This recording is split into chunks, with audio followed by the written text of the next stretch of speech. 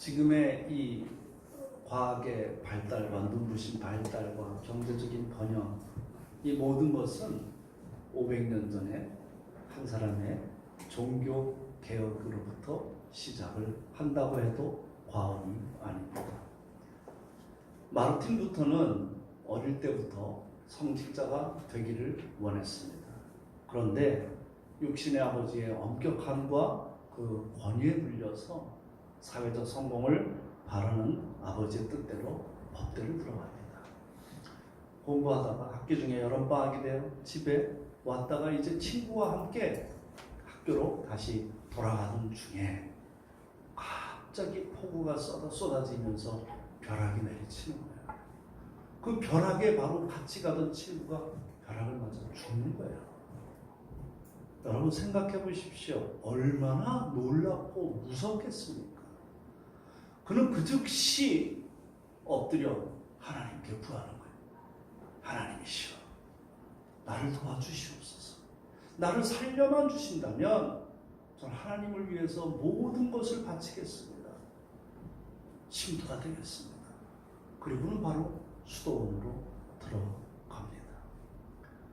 그 바로 벼락 사건이 돈으로 죄를 사해준다는 명목으로 면죄부를 팔고 백성들을 혹세무민하며 타락의 극치로 달렸던 그 1000년이 넘게 사람들을 지배했던 그 천주교, 하나님보다 높았던 교황의 절대 권위를 무너뜨리게 했던 서막의 징조였습니다.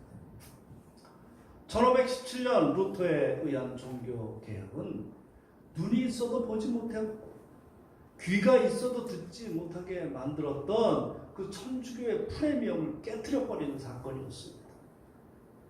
지금의 개신교만이 아닌 모든 지금의 정치, 문화, 예술, 과학의 새 시대를 열게 만든 500년 중 가장 큰 사건이었습니다. 그것을 통해서 사회개혁도 일어난 것입니다. 마르틴 루터에 의해서 번역된 성경을 사람들이 직접 보게 됨으로 인해서 눈이 띄어지는 거예요. 벼락 사건이 그를 변화의 길로 가게 만든 것입니다. 하나님이 그를 통해서 새로운 시대를 준비하게 하신 것입니다. 개신교라는 것은 프로테스탄트는 저항한다, 항거한다, 개혁한다는 뜻이 담겨져 있습니다. 사랑하는 여러분, 여러분들은 예수님 어떻게 만나게 되셨어요? 여기에 어떻게 오시게 되셨어요? 모든 사람이 예수님을 만나서 교회로 오기까지는 다 나름대로의 각자의 계기가 있습니다. 뭐 루터처럼 친구가 갑자기 벼락에 맞아 죽는다든가 이런 사건은 드물지만 각자 사업에 실패했던가 중환병에 걸렸던가 도저히 헤쳐나갈 길이 없어서 그때 각자의 환경과 상황이 모두 다른 가운데 예수님이 만나 주셨을 것입니다. 오늘 로마서의 바울도 다메섹 도상에서 예수님을 만남으로 인해서 극적인 회심을 하게 되어 구원을 받습니다. 그렇지만 그도 다메섹 도상에서 예수님을 만나지 않았더라면 하나님은 알지 몰라도 새로운 시대에 눈을 뜨지는 못했을 것입니다.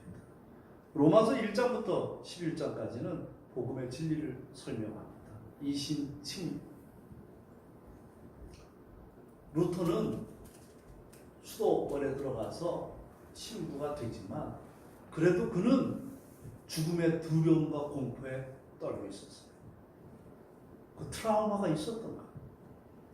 그리고 죄와 구원에 대해서 늘 예민하게 생각을 했습니다.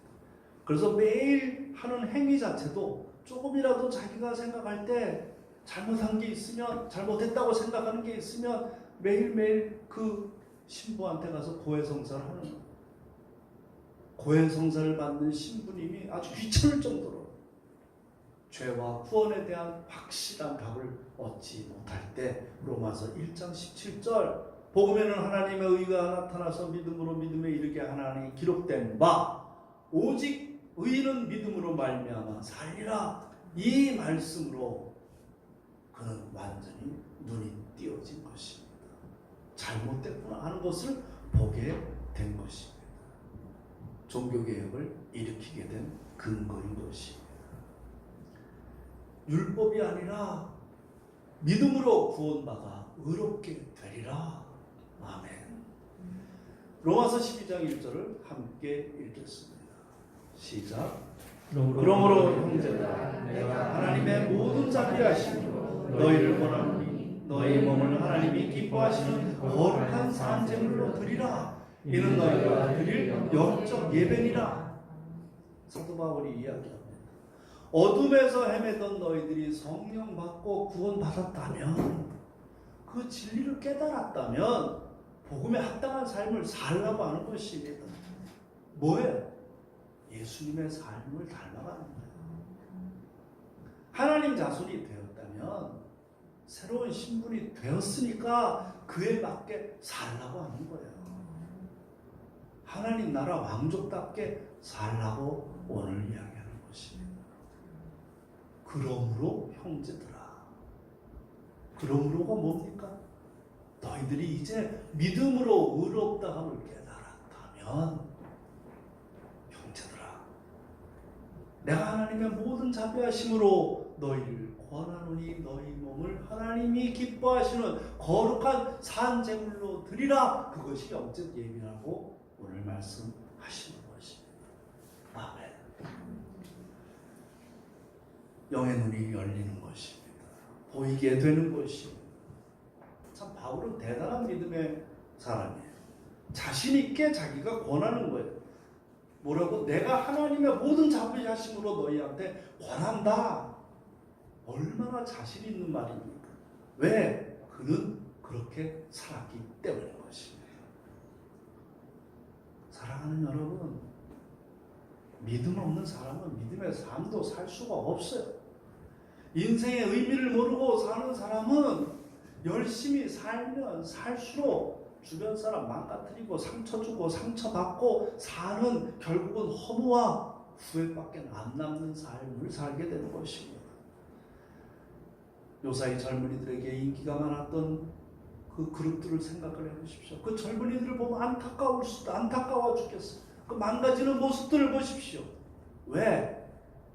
내가 어디로부터 와서 어디로 돌아가는지에 대한 해답이 없는 것입니다. 지금 주어진 이 시간은 하나님이 나에게 주어진 시간이라는 것을 분명히 알아야 되는 것입니다. 인생이란 무엇입니까? 인생이란 결국 하나님께서 우리가 주어진 시간을 채워지고 나면 돌아가는 거예요. 돌아가는 걸 어디로 돌아갑니까? 우리가 누가 죽었을 때 뭐라고 하십니까? 아, 이제 하나님께로 돌아가셨습니다. 돌아가는 거예요. 원래 본향으로. 십자가 예수님께. 하나님이 계시고 예수님이 계시는 곳에 본래 돌아가는 거예요. 지금 이 시간은 하나님께서 우리에게 위탁한 시간이에요. 그런데 그 해답을 알고 있다는 현대 크리스찬들은 왜 힘이 없을까? 거룩한 구원은 있지만 구원받은 삶이 없기 때문인 것입니다. 거룩한 산제물이라는 게 무엇입니까? 내 몸을 깨끗하게 나의 모든 것을, 이 거룩한 것을 바친다는 거예요. 죽는 거예요. 희생하는 거예요. 내가 죽는 거예요. 교인 숫자 많다고 하나님이 기뻐하시지 않아요. 제가 예전에 이렇게 교회를 열심히 다닐 때 이렇게 물어봐요. 아, 요새 뭐 그렇게 바쁘세요? 물어보면 신앙생활로 제가 바빠요. 무슨 취미생활 하듯이 신앙생활 하지 마세요. 무슨 바둑생활 하듯이. 그런 사람들이 너무 많아요. 주일 예배 가면 그걸로 의무 마친 거예요. 그냥 교회에서 무슨 일이 있으면 뭐 그냥 가서 그냥 종교활동 하는 거예요. 사랑하는 여러분, 신앙생활 하는 자에서 늘 주님과 함께하는 생활 속의 신앙인이 되십시오. 아멘. 아멘. 우리는 탈바꿈해야 돼요. 거듭나야 돼요. 제가 예전에 온누리 교회를 다녔을 때 그런 얘기를 많이 들었어요. 현대 한국교회에 가장 큰 영향을 주는 복음주의 4대 목사님이라고 하시면서 하용조 목사님, 또 이동원 목사님, 홍정길 목사님, 오카는 목사님 이런 분들을 얘기를 하셨어요. 그 시대에 우리나라 지도자로 추앙받던 분들입니다. 그분 중에 한 분이신 지구촌교회 이동원 목사님이 2010년 퇴임할 때 이런 고백을 합니다. 저는 1970년대 민주화 시기에 방관자의 입장에 섰었고 가난한 자들을 돌보며 부족했고 설교대로 살지 못했고 불의의 기득권층을 두려워해 회개를 촉구하는 예언자적 설교를 못했다. 그리고 부주의한 말과 행동으로 누군가에게 상처 입혔던 것을 회개하고 참회한다. 우리는 어쩌면 우리끼리 믿음 안에서 만났다고 하면서 사회의 아픔과 함께하지 못한 비겁함이 있었는지 몰라요. 권력이 무서워서 권력층의 눈치를 보고 살았다고 이동원 목사님은 고백을 하는 거예요. 그 후에 홍정길 목사님이 CBS 인터뷰에서 이런 인터뷰를 합니다. 목회 40년을 돌아볼 때 결론적으로 나는 실패했다. 롤 모델로 삼았던 미국 대형교회 목사들을 따라가면서 왔는데 남은 것이라고는 예배당 크고 사람이 많이 모인 것 외에는 하나도 교회가 세상과 다른 게 없더라. 나는 그 허상을 쫓아왔다. 지금도 그것뿐이다. 그러면서 목표가 잘못 설정되었다. 고백을 합니다. 그런 점에서 실패했다. 나는 그들 하는 대로 제자 훈련도 열심히 했고 선교도 열심히 했는데 결국 고백할 수 있는 것은 속아서 여기까지 왔다. 우린 모르고 여기까지 왔다. 부디 다음 세대는 속지 말라. 이런 인터뷰를 하십니다. 이 시대에 가장 현대교회를 이끌었던 지도자들이 이런 고백을 하는 거예요. 왜 이런 고백을 할 수밖에 없을까요? 진정한 새 시대의 도래를 보지 못했던 것입니다. 세상의 번영을 보면서 값싼 은혜로 그냥 교회 키우고 교인 수 늘리는 데 급급했던 거예요. 목표를 잘못 잡았던 것입니다. 왜? 로마서 12장 2절을 함께 읽겠습니다. 시작. 너는 이 세대를 본받지 말고 오직 마음을 새롭게 함으로 변화를 받아 하나님의 선하시고 기뻐하시고 온전하신 뜻이 무엇인지 분별하도록 하라. 이 시대를 본받지 말라. 선하시고 기쁘시고 온전하신 뜻이 무엇인지 분별했어야 되는데 그만 눈앞에 번영의 눈이 걸린 것입니다. 그냥 구름대처럼 몰려드는 성도들 보고 그냥 성공했다고 착각한 거예요. 그런 얘기 전 많이 들었어요. 그때 이제 온누리 교회 다니면서 하용조 목사님 막 몰려드는데 메뚜기 떼처럼 몰려들어와서 감당이 안 되더라고요. 저도 그냥 같이 기뻐했어요. 맞아, 우리 온누리 교회. 많은 사람들이 물밀같이 오더라.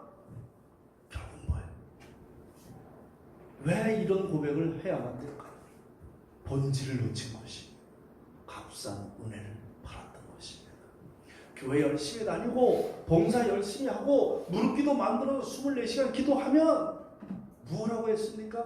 내 자손, 내 가정, 재물, 사업 모든 것 풍성해질 거야. 집단적으로 어떻게 보면 기복신앙에 빠진 거예요. 구원받았으면 본인의 삶은 물론 주변에도 영향력을 끼쳤어야 되는데 그렇게 못했던 거예요. 마음을 새롭게 해 변화해야 되는데 선하시고 기뻐하시고 온전하신 뜻을 분별해야 되는데 분별을 못했던 것입니다. 물론 그 당시에는 그분들의 비전이 옳은 면도 있었습니다. 그렇지만 많은 성도들은 그것을 따라가지 못했던 거예요. 사랑하는 여러분, 현대 기독교인들은 시대의 선지자적 사명을 감당해야만 됩니다. 역사에 가정은 없습니다. 그렇지만 역사에 만일 내가 그랬더라면 하는 것은 되짚어볼 필요가 있습니다. 이미 지나가는 일이고 돌이킬 수 없는 일이지만 만일 그때 이렇게 했더라면 그런 과정을 돌아보면서 중요한 교훈을 얻을 수 있기 때문입니다. 과거는 기록이라는 형식으로 남아있지만 엄밀히 말하면 미래와 다를 것이 없습니다. 우리 손에는 지금 없는 시간이고 우리 손에는 지금 없는 공간이기 때문입니다. 과거를 통해서 되짚어보면서 교훈을 얻을 수 있다면 미래 역시 과거와 현재를 통해서 예측을 해야 됩니다. 그것이 지혜이고 통찰력이고 분별력인 것입니다.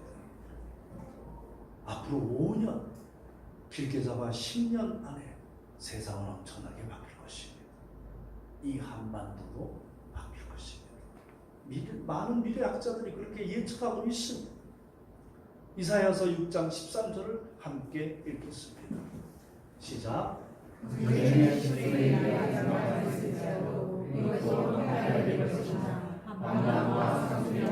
배임을 당하여도 그 그루터기는 남아있는 것 같이 거룩한 시간이 있다에 그루터기니라 하시더라.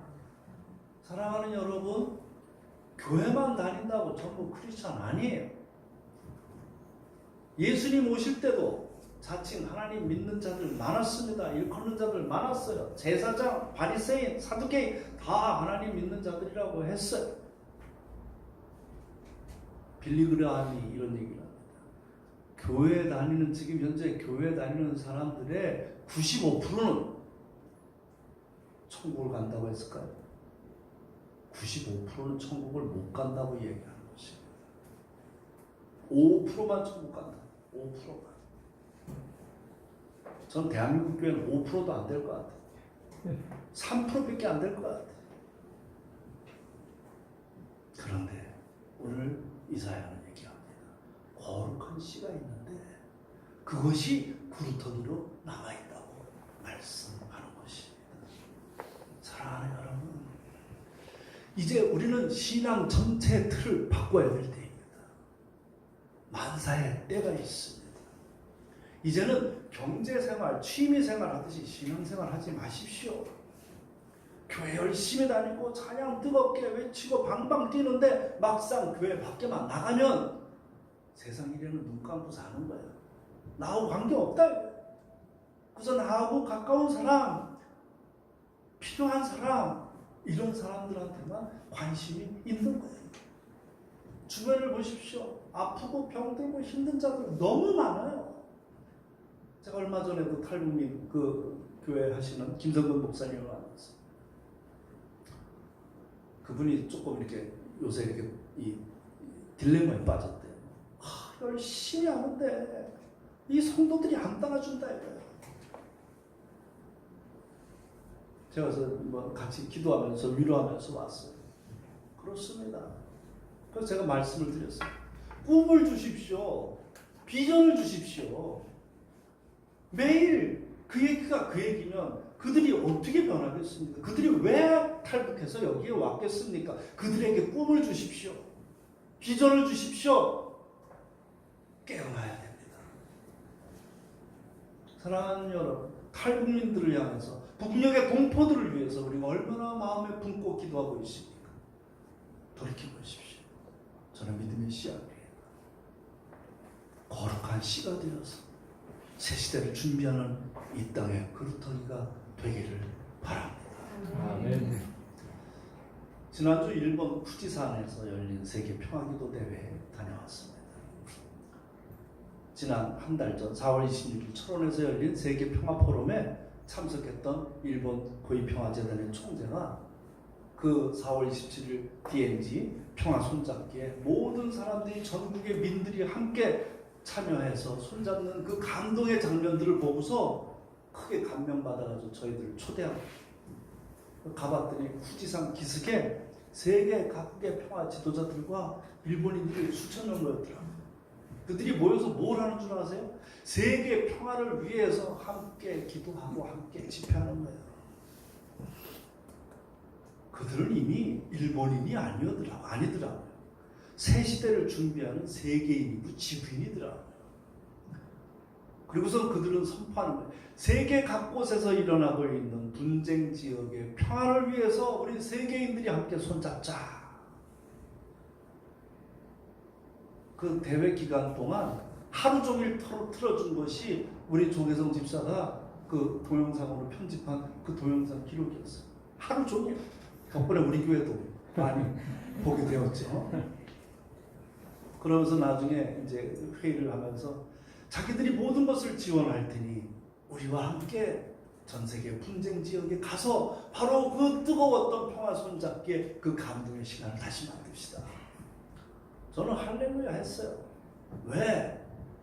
이 나라에서 평화 손잡기 아무리 해도 별로 안 알아주더라. 근데 저는 이스라엘 가서 하면 될 것 같아요. 인도 가서 하면 될 것 같아요. 그러면 남북은 가장 큰 이슈로 떠올 수 있습니다. 세계인들이 주목할 수 있습니다. 새 시대를 준비할 수 있습니다. 요한일서 2장 15절에서 17절 말씀을 함께 읽겠습니다. 시작. 이 세상에 있는 것들을 사랑하지 말라. 누구든지 세상을 사랑하면 아버지의 사랑이 있지 아니하니. 이는 세상에 있는 모든 것이 육신의 정욕과 안목의 정욕과 이생의 자랑이 다 아버지께로부터 온 것이 아니요 세상으로부터 온 것이라. 이 세상도 그 정욕도 지나가되 오직 하나님의 뜻을 행하는 자는 영원히 거하느니라. 아멘. 이 사회는 크리스찬들이 나서서 변화가 되기를 원합니다. 그 부실을 제대로 못해서 그렇죠. 그런데 우리는 우리끼리 육신의 정욕, 안목의 정욕, 이생의 자랑에 급급해서 우리는 살고 있어요. 어떻게 보면 세상보다 더한 삶을 살아요. 사랑하는 여러분, 이 시대 하나님께서 우리에게 원하시는 소명은 무엇일까요? 내 가정, 내 자녀, 내 사업, 내 건강, 물론 중요합니다. 내가 없으면 끝인데. 그러나 하나님께 선택받았다면, 참 그리스도인이라면 이 땅에 살지만 세상 속에서 하나님 백성답게 살아야 되는 것입니다. 종은 주인의 마음을 알아야 되는데 주인은 저기를 가리키고 있는데 나는 정작 눈앞에 있는 것에 급급하며 눈앞에 세상이 크게 보여서 세상 것만 보고 살고 있지는 않는지, 엉뚱한 것을 보고 있지는 않는지 돌이키는 시간이 되기를 바랍니다. 끝나고 동영상을 한번 보겠지만 그 동영상에 보면은 맥스 에디거라는 70세가 넘는 분이 나오십니다. 그분은 아시아의 성자라고 이끌어지고 있어요. 그분은 미국인이고 크리스찬입니다. 근데 중고등학교 미국에서 교육을 받는데 교육을 받는 의미를 잘 모르겠다. 내가 왜 공부하지? 그래가지고 고등학교를 졸업하고 그는 아프리카를 갑니다. 아프리카에 가서 엄청난 충격을 본 거예요. 미국에서 아무리 가난하다고 해도 아프리카의 그 일반적인 시민들의 생활을 보니까 미국의 가난은 가난도 아니더라고요. 그리고서 거기서 완전히 깨닫고서 다시 돌아와 본국에 돌아와 대학을 마치고 그리고는 그는 아시아로 옵니다. 그리고서 베트남으로 들어갑니다. 그래서 1971년부터 76년까지 베트남에 있으면서 베트남의 패망을 봅니다. 직접 겪습니다. 75년도에 베트남이 망했으니까. 71년도부터 베트남에서 있으면서 그러면서 전쟁의 참혹함을 보면서 전 세계에 그 일을 알립니다. 전쟁은 결국 다 죽는 거다. 전쟁이 이렇게 비참하다 하는 것을 전 세계에 알리는 거예요. 이때까지 미국이 해외 나가서 자기네들이 전쟁에서 승리하지 못한 것은 유일하게 베트남입니다. 그 베트남의 통일을, 그 평화를 위해서 운동했던 그 사람들이 일으킨 거예요. 미국이 결국 쫓겨나서. 근데 75년도에 베트남이 망했습니다. 근데 75년도에 떠나지 않고 그대로 있었던 거예요. 주변 사람들이 너 미국 사람이니까 빨리 떠나라. 그런데도 있었던 거예요. 그런데 그의 증언에 의하면 미국인들이 다 떠나는데 자기 그냥 있었다 이거예요. 근데 사이공의 호지민 군대가 들어와서 그들이 막 가두방송을 하더라고요. 미국인들이고 뭐고 걱정하지 말라. 우리는 너희들을 안 건드린다. 나와서 마음껏 활동하라고 이야기를 하는 거예요. 자기는 처음에 못 믿어서 눈치를 보고 있었는데 그게 사실인 걸 알고 나와서 활동을 했다고 하더라고요. 76년까지 있다가 그는 그 후에 인도네시아를 다니면서 지금은 캄보디아 밀림에서 젊은이들을 향해서 평화 교육을 시키고 있습니다. 젊은이들이요, 꿈을 들어 산을 보십시오. 노인들이요, 꿈을 보십시오. 나이가 많고 적으면 결코 중요하지 않습니다. 꿈이 있느냐 없느냐. 오늘 이야기합니다. 모든 것은 지나갑니다. 오직 하나님의 뜻을 행하는 자는 뭐라고요? 영원히 거할 것이라고 말씀하고 있습니다. 아멘. 출애굽 사건은 이스라엘 민족의 집단적인 각성을 일으킵니다. 그리고 새 시대를 향한 집단적인 꿈을 꾸게 만듭니다. 광야 40년 생활 동안 히브리 백성들은 각자 누구나 소중하게 간직하고 있었던 개인적인 꿈도 있었을 것입니다.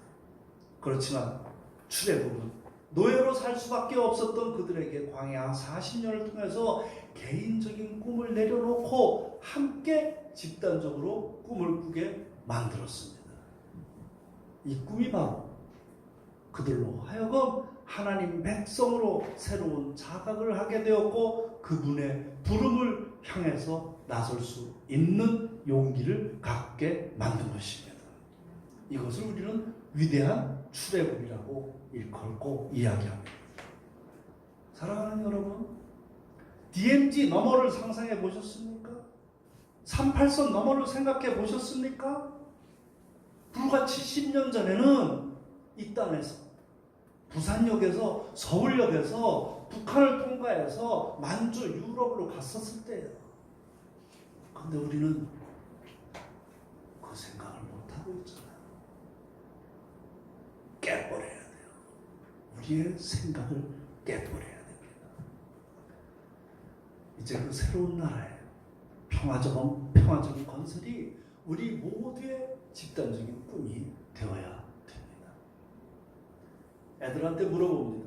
롯데타워가 크니 롯데식료품 회장이 크니 삼성전자가 크니 아니면 삼성이건희가 크냐. 애들한테 그렇게 물어보면 돌았다고 그럴 거예요. 갑자기 물음 같지 않은 물음을 한다. 그렇지만 나이가 들면 그 뜻이 무엇인지 압니다. 여러분들은 압니다. 세상이 크니까 하나님이 크니까. 하나님께서 행하시면 능치 못할 일이 없습니다. 하나님께서 함께 하시면 능치 못할 일이 결코 없음을 믿습니다. 아멘. 사랑하는 여러분, 꿈을 가지십시오. 비전을 가지십시오. 마음의 성벽을 무너뜨리십시오. 눈에 씌운 고가를 벗어 던지십시오. 산재물로 나를 들이십시오. 영의 눈을 들어서 산을 보십시오. 우리는 성벽 재건을 통해서 하나가 되어야 합니다. 로마서 12장 9절에서 13절 말씀을 함께 읽겠습니다. 시작. 사랑하는 내게 주신 대로 아니 말미암아 9장에서 12절 9장에서 13절 로마서 9장에서 13절 자 시작 사랑에는 거짓이 없나니 악을 미워하고 선에 속하라 형제를 사랑하여 서로 의뢰하고 존중하기를 게으르지 말고 열심을 붓고 주를 섬기라 소망 중에 즐거워하며 환난 중에 참으며 기도에 항상 힘쓰며 성도들의 쓸 것을 공급하며 손대져 가기를 힘쓰라. 아멘. 모든 종교는 신과의 만남에서 시작합니다. 인간이 신을 찾아가는 우상을 찾아가는 것입니다. 그런데 유일하게 하나님께서 오셔서 인간을 만난 것은 오직 예수 그리스도밖에 없습니다. 그 이 땅에 오신 성육신 하신 그 예수님께서 제자들을 직접 찾아 나서십니다. 여러분들이 바로 예수님의 제자입니다. 12제자의 공동체의 특징이 무엇입니까? 예수님이 아니면 도대체 만날 수가 없는 자들이 만난 거예요. 젤로 땅의 시몬, 그는 무장혁명 해가지고 이스라엘을 해방시켜야 된다고 하는 자였어요. 세리마테, 이스라엘 민족을 같은 민족을 빗바라먹던 자였어요. 베드로 어부였어요. 도저히 만날 수 없는 자들을 예수님께서는 만나서서 직접 찾아오셔서 만나가지고 하나 되게 만드신 것입니다. 우리들을 보세요. 여기 앉아 있는 게 기적 아닙니까? 하나님이 오셔서 우리를 만나 주시고 나를 만나 주신 거예요. 아멘. 무엇으로? 십자가의 사랑으로 만나 주신 것입니다. 우리 모두는 교회의 몸입니다. 지체가 서로 사랑으로 하나 되어야 할 것입니다. 기도에 힘쓰는 자가 되십시오. 무슨 일을 하든지 무슨 말을 하든지 오직 예수님 십자가만이 기준이 되십시오. 이제 눈을 들어 새 시대를 함께 준비하며 꿈꾸는 저와 여러분이 되기를 간절히 소망합니다. 아멘. 말씀을 정리하겠습니다. 첫째, 거룩한 산제물로 영적 예배를 드리는 자가 되십시오. 둘째, 나만의 신앙에서 벗어나 주변을 향한, 사회를 향한, 새 시대를 향한 신앙이 되십시오. 셋째, 꿈과 비전을 가지는 프로테스탄트인이 되십시오. 오늘 말씀을 가지고